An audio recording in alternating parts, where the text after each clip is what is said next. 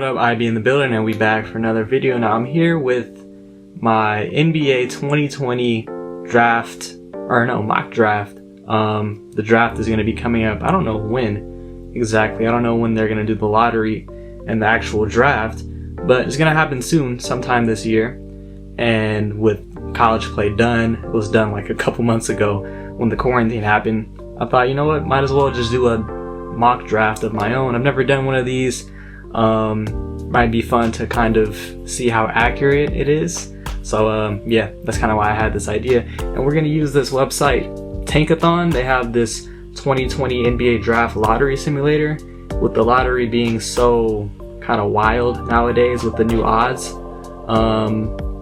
You can't really predict what team is going to be where. So we're just going to do one simulation, and I'm pretty much going to be doing this on the fly, where I think, based off of what this simulation is, where I think prospects would go in this hypothetical. So without further ado, let's get this sim going. Alright, gonna hit simulate lottery in 3, 2, 1. Detroit with the number 1 pick, Cleveland number 2, New Orleans number 3. Now obviously, like New Orleans, like San Antonio and Portland may be teams that don't even make the lottery because they might make the playoffs. But in this hypothetical, the Pelicans don't make the playoffs, Portland doesn't make the playoffs, San Antonio doesn't make the playoffs, and Memphis are actually in the playoffs. So this is going to be the order that we're going to roll with. So now let me just put this into a Google Doc.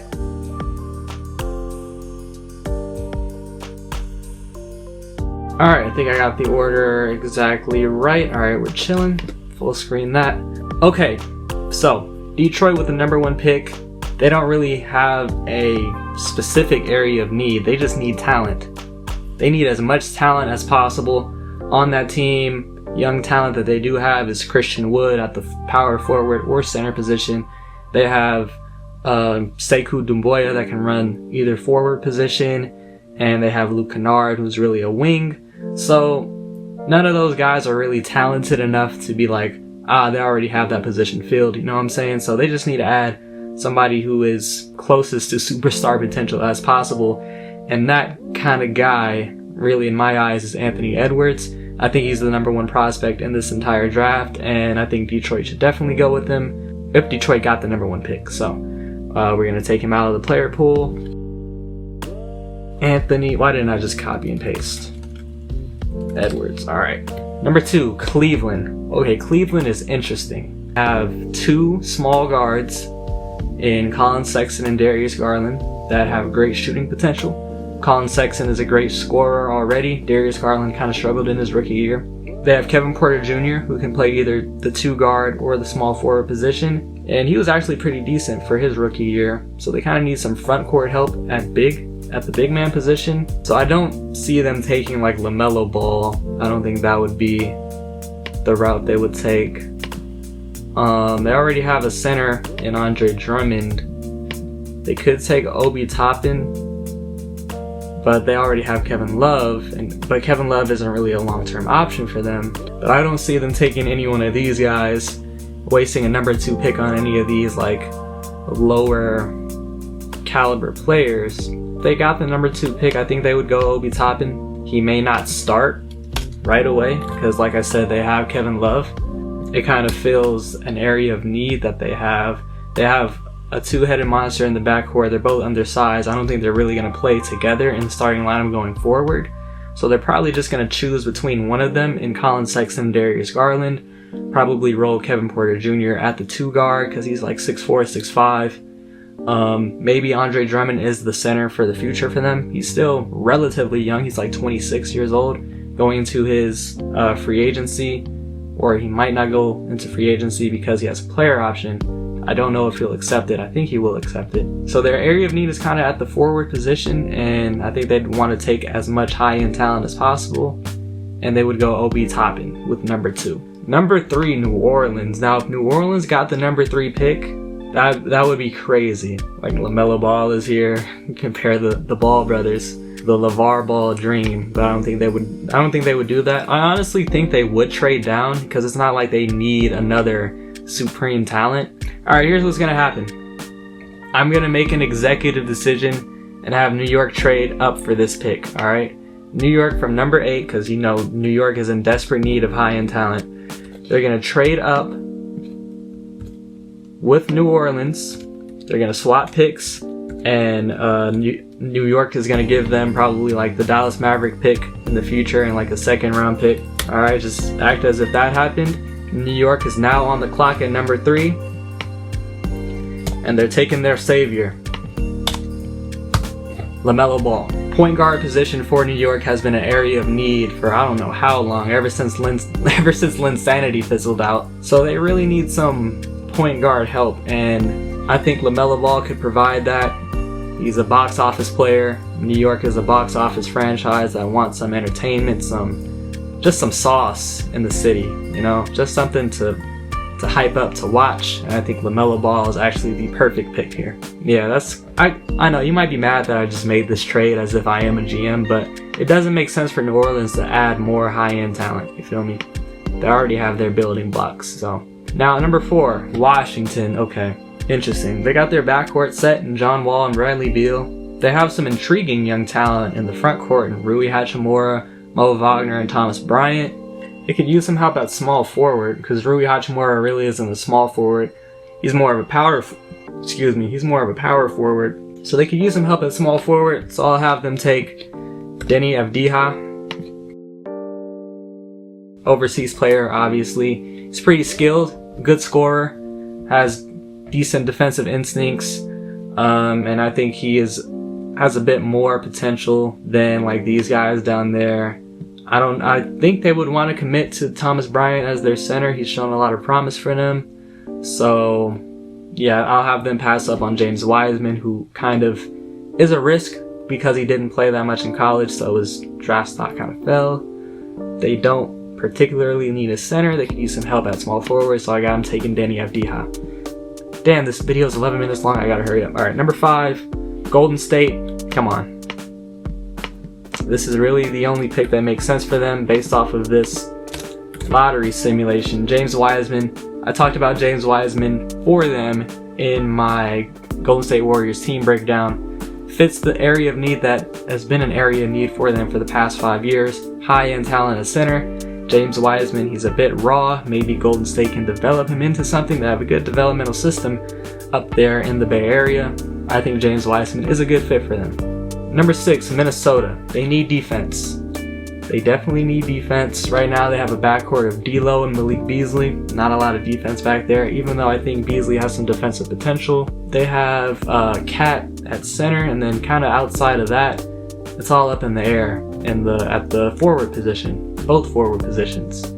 So, like in my realistic rebuild, I took Onyeka Okongwu for them, and in this draft simulation, I think it works perfectly. At 6, they'll take Onyeka Okongwu to fill their defensive needs. Number 7, Atlanta.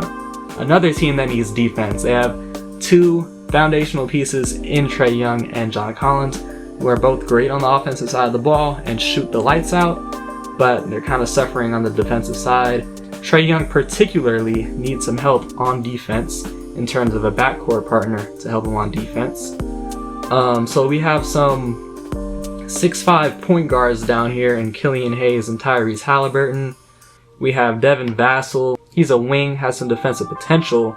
Isaac Okoro, who has some playmaking potential. He's great on the defensive side of the ball. He can really slash. I think I've decided. I'm going to have them take Tyrese Halliburton out of Iowa State. He's a 6'5" point guard. Okay, but he's really good on the defensive side of the ball. He's kind of lengthy, rangy, really disruptive. He's not a natural shot creator. And his shooting, like he shot really well in college, but his form is kind of like, I don't know, it's kind of weird. But I think Tyrese Halliburton could be a good pickup. He's 6'5". I think he could definitely play the 2 guard.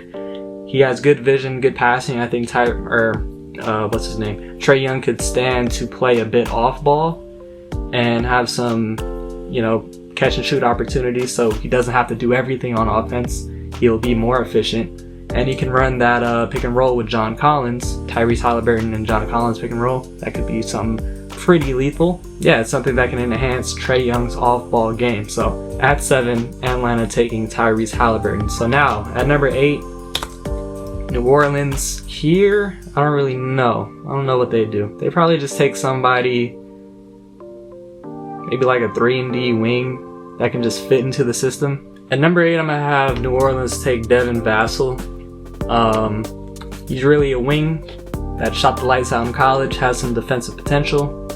3-and-D type of potential for Devin Vassell. I think those are the type of players that New Orleans really needs going forward, because they have their building blocks of Lonzo, Ingram, Zion. Those are going to be your guys. Now you just need to like fill in the roster around them with guys like Josh Hart, Redick, Edawan Moore, and then Devin Vassell, a 3-and-D potential player. Yeah, that's who I have them taking. At number 9, we have Chicago.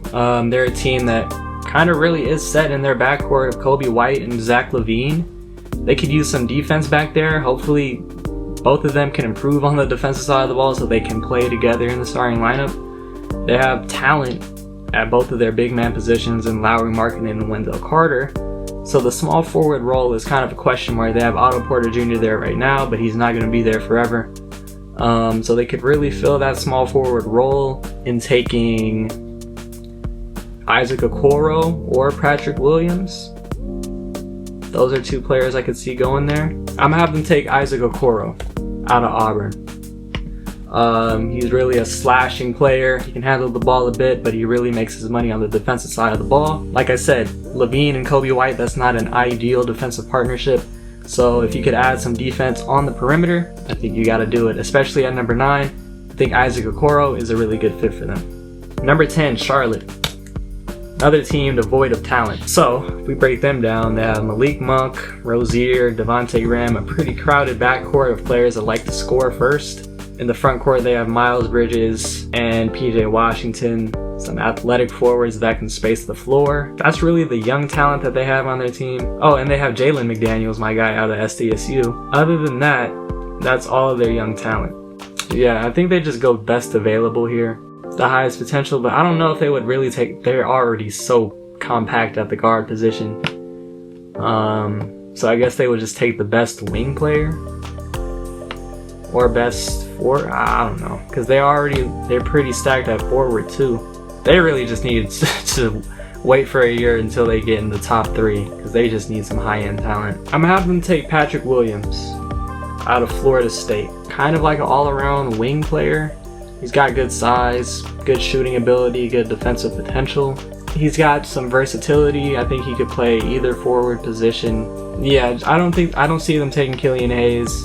They already got a loaded backcourt. They got to figure that out. I don't see them taking Precious Achiuwa. Can my MacBook please be quiet? Because he's really like an activity, energy type of 4.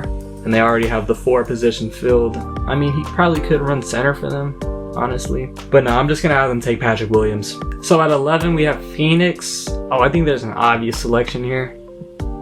Killian Hayes. He's a point guard out of France. I think that is the move, because they kind of have a hole at point guard for I don't know how long. I mean, they have Rubio now, but he's not the point guard of the future for them. I think Killian Hayes could work off of Devin Booker, and Devin Booker could work off of Killian Hayes in terms of Devin Booker doesn't have to create everything for the Phoenix team now. You have another secondary ball handler that can create his own shot a bit. That's kind of what I've learned about Killian Hayes. I don't think he has the potential of being like a star caliber player, but I think he's a player that could fit next to Devin Booker. He has good defense at the moment and good defensive potential that could really help Devin Booker playing in the backcourt for him. Yeah, I think Killian Hayes is a good pick for them. At number 12, we have San Antonio. I'm going to have them take Precious Achiuwa. They have DeJounte Murray as their building block of a point guard. They're not really going to get high-end talent down here, but they could take kind of a raw potential kind of working power forward. That's what Precious Achiuwa is. Kind of like a Kenneth Faried, if you remember Kenneth Faried back in the day. He's really athletic. I think this guy played with James Wiseman in Memphis, and he kind of has some potential as a ball handler. He handles the ball really well for a big man, and he has potential as a shooter. He didn't shoot it consistently, but he wasn't afraid to actually take the shot, so that will help him in today's game. Going to San Antonio, kind of a developmental place for these types of players. yeah, I think that would be a good place for Precious Achiuwa. At number 13, we have Sacramento, kind of set at their backcourt. In the front court, they got Marvin Bagley, who's always injured. Rashawn Holmes, maybe Harry Giles can be something. So they could use some help at the wing. I'm gonna have them take Aaron Nesmith. The man is just a shooter, basically. Sharpshooter out of Vanderbilt. The man put up 23 points basically off of just spotting up and catching the ball and taking a 1 or 2 dribble pull-up. Efficient offense is what Aaron Nesmith provides. And yeah, I think this is good value for Sacramento at number 13.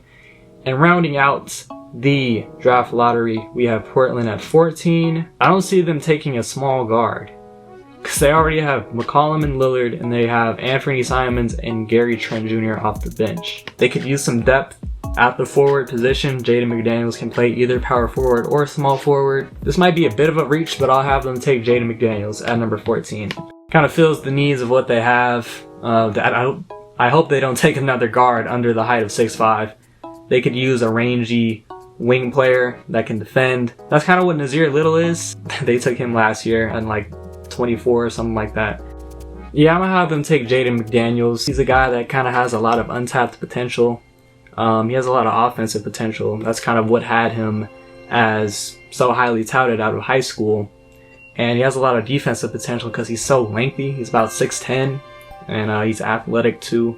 So this might be a bit of a reach, but I could see Portland kind of taking a chance on Jaden McDaniels, and hopefully, in their minds, they'd probably be hoping that they could have found a diamond in the rough here and filling a void at forward, either in the starting lineup in the future or off the bench right away.